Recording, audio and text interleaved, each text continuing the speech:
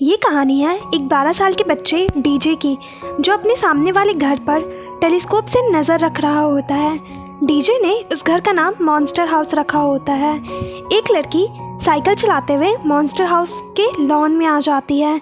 तभी उस घर से एक बूढ़ा आदमी निकलता है जिसका नाम नेबर क्रैकर होता है। वो बाहर आकर उस लड़की को वहाँ से भगा देता है और उसकी साइकिल भी तोड़ देता है। डीजे ये देखकर डर जाता है। डीजे ये बात अपने मॉम और डैड को बताता है, पर वो उसे किसी पर जासूसी करने से मना करते हैं।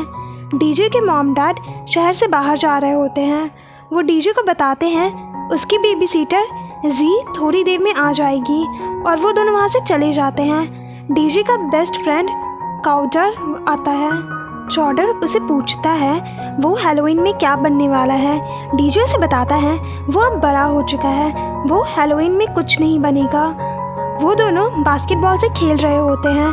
तभी बॉल उछलकर मॉन्स्टर हाउस के लॉन में चली जाती है। चॉडर डीजे को बॉल लाने के लिए बोलता है, पर डीजे वहां जाने से मना कर देता है। चॉडर कहता है उसने बड़ी मुश्किल से पैसे जोड़ के वो बॉल खरीदी थी। डीजे उसकी इमोशनल टॉर्चर के कारण बॉल लेने चला जाता है। तभी वो बूढ़ा आदमी बाहर आ जाता है और उस पर चिल्लाने लगता है। अचानक से वो बूढ़ा आदमी बेहोश हो जाता है। मॉन्स्टर हाउस के चिमनी से धुआं निकलने लगता है। एम्बुलेंस वाले उस बूढ़े आदमी को लेकर चले जाते हैं। डीजे और चॉडर को लगता है कि वो बूढ़ा आदमी मर गया है। बूढ़े आदमी के हाथ से चाबी गिर जाती है, जिसे डीजे उठा लेता है। तभी डीजे की बेबी सीटर जी वहाँ आ जाती है।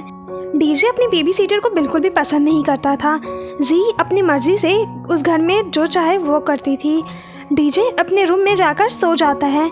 तभी हम उसके रूम में एक साया देखते हैं। डीजे की आँख खुल जाती है।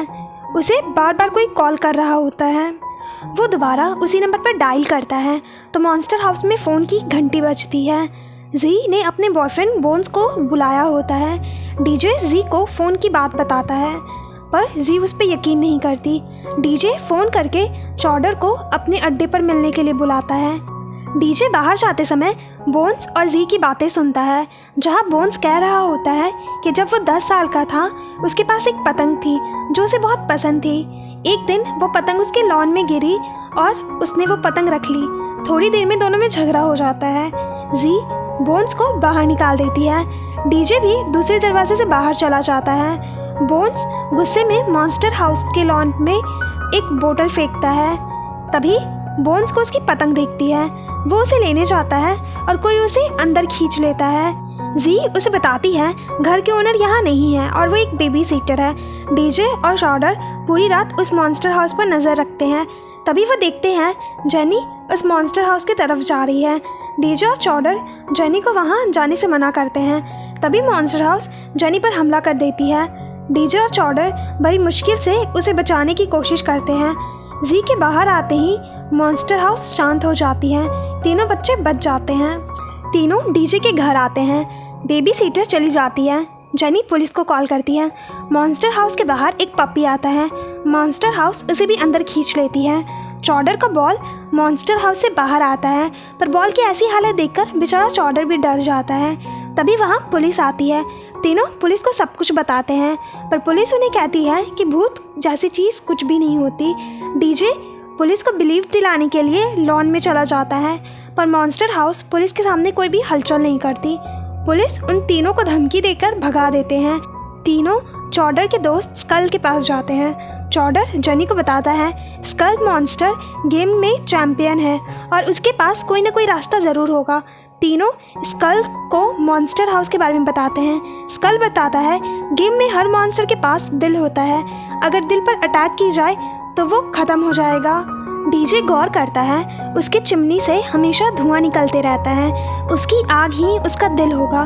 तीनों मिलकर आग बुझाने का प्लान बनाते हैं। डीजे बोलता है हम एक रोबोट बनाएंगे और उसके अंदर नींद की गोलियां भर देंगे और उसे मॉन्स्टर हाउस के बाहर छोड़ देंगे। वो घर उस रोबोट को खा जाएगा और गहरी नींद में सो जाएगा। फिर हम जाकर आग बुझा देंगे। चॉडर अपने डैड के फार्मेसी से नींद की गोलियां ले आता है।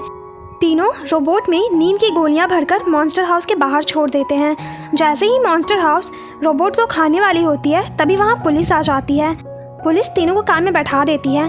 तभी पुलिस मॉन्स्टर हाउस के बाहर जाते हैं।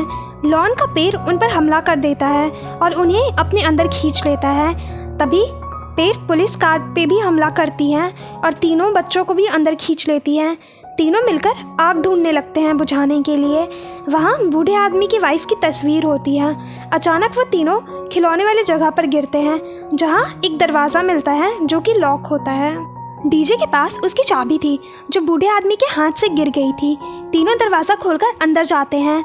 वहाँ बूढ़े आदमी ने अपनी वाइफ की समाधि बनाई होती है। गलती से डीजे समाधि पर गिर जाता है। वो सीमेंट से बनी समाधि टूट जाती है। तीनों स्केलेटन देखकर भागने लगते हैं। तभी मॉन्स्टर हाउस जग जाता है और तीनों पर हमला कर देता है। चॉडर एक स्प्रिंग के जाल में फंस जाता है। जेनी को भी एक पाइप से खींच लिया जाता है। डीजे उन दोनों को ढूंढ रहा होता है। तभी एक गड्ढे के पास तीनों मिल जाते हैं। मॉन्स्टर हाउस उल्टी करके तीनों को बाहर फेंक देती है। तीनों झगड़ने लगते हैं। डीजे जा रहा होता है। तभी उसकी टक्कर एम्बुलेंस से होती है जिसमें से वो बूढ़ा आदमी बाहर आता है। तीनों को पता चलता है कि भूत वो बूढ़ा आदमी नहीं बल्कि उसकी वाइफ है। डीजे उस बूढ़े आदमी को घर के अंदर जाने से मना करता है और कहता है कि उसे पता है उसने अपनी वाइफ को नहीं मारा। बूढ़ा आदमी बताता है उसे उसकी वाइफ को देखते ही प्यार हो गया था। वो बहुत मोटी थी जिसकी वजह से कोई उसे पसंद नहीं करता था। वो उसे अपने साथ ले आया। उसने एक ज़मीन खरीदी और उस पर घर बनाना शुरू किया। हैलोवीन के दिन कुछ बच्चे उस पर टमाटर फेंक रहे होते हैं। उसकी वाइफ उन बच्चों पर चिल्लाती है। तभी उसका पैर फिसल जाता है और वो गिर जाती है जिसके कारण उसकी डेथ हो जाती है। उसने ये घर पूरा करवाया पर उसकी वाइफ को आज भी बच्चे पसंद नहीं हैं। मॉन्स्टर हाउस उन सब पर हमला कर देती है। सभी मॉन्स्टर हाउस से भाग रहे होते हैं। मॉन्स्टर हाउस उन सभी का पीछा करती है। वो बूढ़ा आदमी मॉन्स्टर हाउस को ख़त्म करने के लिए और अपनी बीवी को आज़ाद करने के लिए उस मॉन्स्टर हाउस को उड़ाने की कोशिश कर रहा होता है। मॉन्स्टर हाउस बूढ़े आदमी को ही खाने वाला होता है।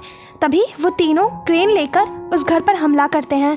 बूढ़ा आदमी बॉम्ब डीजे को देकर उस मॉन्स्टर हाउस को ख़त्म करने के लिए बोलता है। उधर चॉडर उस मॉन्स्टर हाउस से लड़ रहा होता है। डीजे बहुत मुश्किल से मॉन्स्टर हाउस के ऊपर की चिमनी में उस बम को फेंक देता है और मॉन्स्टर हाउस तबाह हो जाता है। सभी बच जाते हैं। बूढ़े आदमी की वाइफ की आत्मा आज़ाद हो जाती है। सभी मिलकर सभी चीज़ों को वापस कर देते हैं। चॉडर को भी उसका बॉल मिल जाता है। सभी लोग जो मॉन्स्टर हाउस में फंसे थे बाहर निकल जाते हैं। डीजे के मॉम डैड वापस आ चुके होते हैं। डीजे की मॉम को लगता है दोनों ने मिट्टी से खेलकर ऐसी हालत कर ली है। डीजे और चॉडर हैलोवीन के लिए खुद को तैयार करते हैं और हैलोवीन सेलिब्रेट करने जाते हैं। इसी हैप्पी नोट के साथ ये मूवी ख़त्म हो जाती है। अगर आपको मेरी एक्सप्लेनेशन पसंद आई हो तो वीडियो को लाइक और चैनल को सब्सक्राइब करना ना भूलें। Thank you for watching.